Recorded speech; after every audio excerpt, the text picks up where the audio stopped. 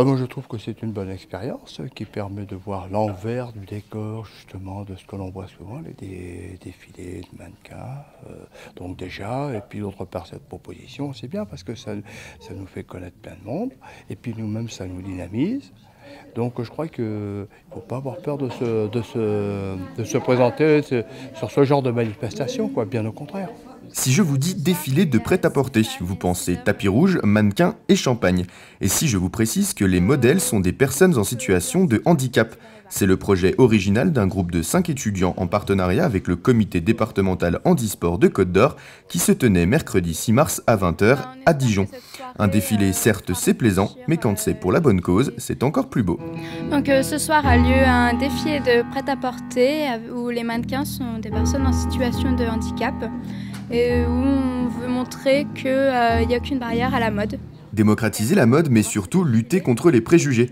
Ces étudiants d'IUT Gestion administrative et commerciale dijonnais ont souhaité valoriser ces personnes en situation de handicap pour ce qu'elles sont, c'est-à-dire des personnes comme tout le monde. Il faut arrêter de se focaliser sur le handicap et voir avant tout la personne, parce que là on a appris à connaître 12 personnes qui, avant d'être des personnes en situation de handicap, sont des personnes toutes différentes, qui ont un caractère bien particulier, qui savent exactement ce qu'ils veulent.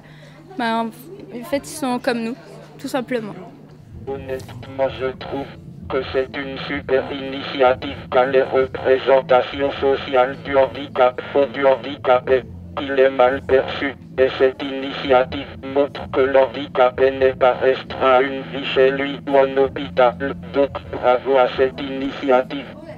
L'insertion et l'inclusion sociale, deux thèmes chers au comité départemental handisport de Côte-d'Or, partenaire du défilé. En tant que présidente de la FTC, je me réjouis d'un tel défilé qui met en valeur la personne handicapée en tant que personne et non pas en tant que handicapé. Et qui... Oui, c'est une valorisation de ce qu'il est, de ce qu'il était peut-être avant et ce qu'il sera toujours, une personne.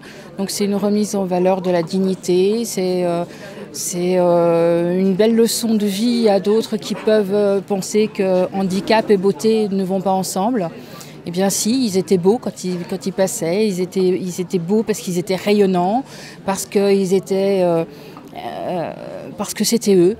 En fait, je trouve que ce défilé, c'est très intéressant pour moi. Ça m'a permis d'apprendre encore des choses, de découvrir ce que c'est qu'un défilé. Et pour une fois, j'ai pas le stress du tout et je suis contente parce que j'ai essayé les tenues dans les magasins, ça m'a beaucoup plu. Je rencontre encore plein de gens et je trouve que c'est sympa de marcher sur un podium.